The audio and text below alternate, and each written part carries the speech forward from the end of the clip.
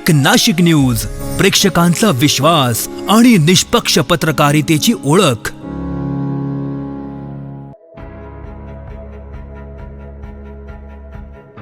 नाशिकमधील कर्करोग रुग्णांसाठी दिलासादायक बातमी.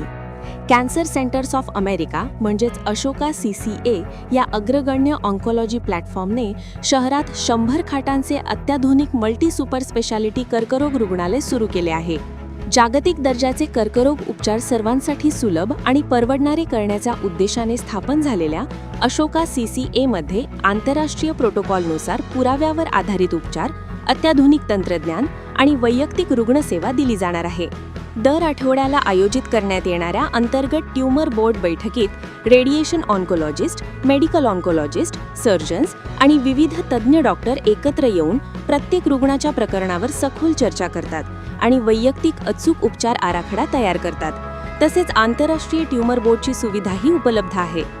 याशिवाय महात्मा ज्योतिबा फुले जन आरोग्य योजना, प्रधानमंत्री जन आरोग्य योजना, मुख्यमंत्री सहाय्यता निधी, CCGHS तसेच विविध शासकीय मान्यताप्राप्त सुविधा येथे उपलब्ध आहेत.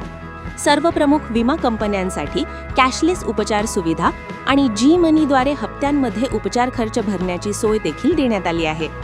नाशिक आणि परिसरातील रुग्णांसाठी अत्याधुनिक आणि दर्जेदार कर्करोग उपचार आता आपल्या शहरातच उपलब्ध झाले आहेत.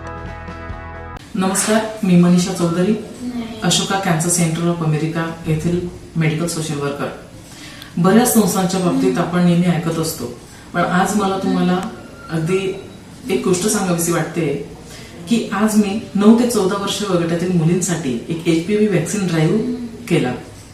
तर कॅन्सर सेंटर ऑफ अमेरिकाने एक पुढाकार घेऊन मोफत लसी उपलब्ध करून दिल्यात, जे मुलींना 2 डोस घ्यायचे असतात. एक आहे तर तो 0 आणि 6 म्हणजे आता घेतला तर 6 महिन्यानंतर. तर ते कॅन्सर सेंटर ऑफ अमेरिका या हॉस्पिटलने उपलब्ध करून दिलं.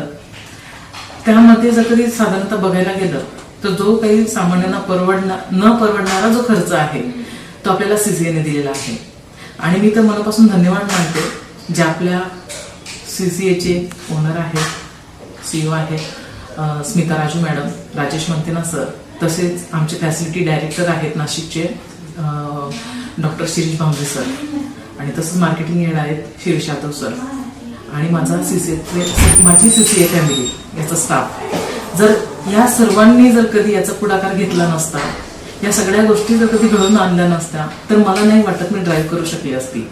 पण सगळ्यांच्या सपोर्टने मला खूप चांगला असा प्रतिसाद मिळाला. तसंच ज्या काही स्कूल आहेत ज्यांना खरोखर HPV वॅक्सिनचं गांभीर्य होतं, त्यांनी त्यांच्या विद्यार्थ्यांच्या पालकांना समजावून अगदी त्यांना राजी करून इथपर्यंत विद्यार्थी घेऊन आले. त्यांना व्यवस्थितपणे सगळं वॅक्सिनेशन देण्यात आलं. ड्राईव्ह एकदम कम्प्लीट झाली आणि त्यानंतर सुखरूप त्यांना घरी सुद्धा पोहोचवण्यात आलं. आणि याचं सगळं श्रेय जर म्हणायला गेलं तर मी CCA फॅमिलीला देते.